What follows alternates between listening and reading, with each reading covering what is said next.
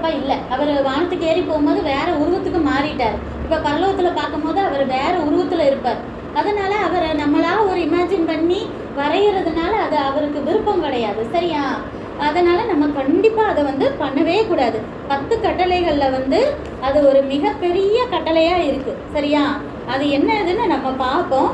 யாத்ராகமம் 20ஆம் அதிகாரம் 3ஆம் வசனம்.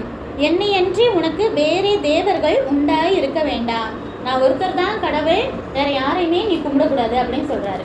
அப்புறம் என்ன சொல்றாரு? 4வது வசனத்துல, மேலே வானத்திலும் கீழே பூமியிலும் பூமியின் கீழ் தண்ணீரிலும் உண்டாயிருக்கிறவைகளுக்கு ஒப்பான ஒரு சொரூபத்தை ஆகிலும் யாதொரு விக்கிரகத்தை ஆகிலும் நீ உனக்கு உண்டாக்க வேண்டாம்னு சொல்றாரு. சொரூபம்னா என்ன? சிலை. சரியா? அப்புறம் விக்கிரகம்னா அந்த மாதிரி இந்த ஃபோட்டோ இந்த மாதிரி செய்கிறோம் இல்லையா, எல்லாமே விக்கிரகம் தான். கர்த்தராய் இருக்கிறன்னா எரிச்சல் உள்ள தேவனாய் இருந்து என்னை பகைக்கிறவர்களை குறித்து பிதாக்களுடைய அக்கிரமத்தை 3ஆம் 4ஆம் தலைமுறை மட்டும் பிள்ளைகளிடத்தில் விசாரிப்பேன்னு சொல்றாரு.